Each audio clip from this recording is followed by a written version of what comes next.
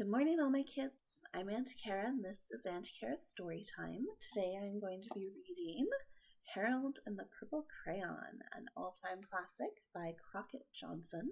But first I wanted to say a very special hello to my nephew Dominic. I love you and I miss you and I can't wait to see you at Christmas.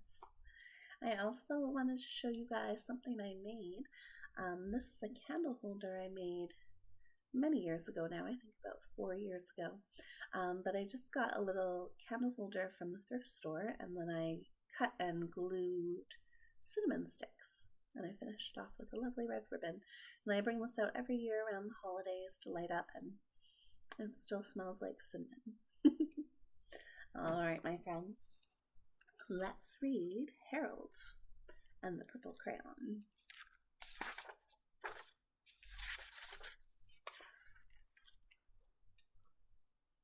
One evening, after thinking it over for some time, Harold decided to go for a walk in the moonlight. There wasn't any moon, and Harold needed a moon for a walk in the moonlight, and he needed something to walk on. He made a long, straight path so he wouldn't get lost, and he set off on his walk, taking his big purple crayon with him. But he didn't seem to be getting anywhere on the long, straight path, so he left the path for a shortcut across a field, and the moon went with him. The shortcut led right to where Harold thought a forest ought to be. He didn't want to get lost in the woods, so he made a very small forest with just one tree. It turned out to be an apple tree. The apples would be very tasty, Harold thought, when they got red. So he put a frightening dragon under the tree to guard the apples. It was a terribly frightening dragon. It even frightened Harold. He backed away. His hand holding the purple crayon shook. Suddenly, he realized what was happening. By then, Harold was over his head in an ocean. He came up, thinking fast, and in no time he was climbing aboard a trim little boat. He quickly set sail, and the moon sailed along with him. After he had sailed long enough, Harold made land without much trouble. He stepped ashore on the beach, wondering where he was. The sandy beach reminded Harold of picnics, and the thought of picnics made him hungry. So he laid out a nice simple picnic lunch. There was nothing but pie. But there were all 9 kinds of pie that Harold liked the best. When Harold finished his picnic, there was quite a lot left. He hated to see so much delicious pie go to waste. So Harold left a very hungry moose and a deserving porcupine to finish it up. And off he went, looking for a hill to climb to see where he was. Harold knew that the higher up he went, the farther he could see. So he decided to make the hill into a mountain.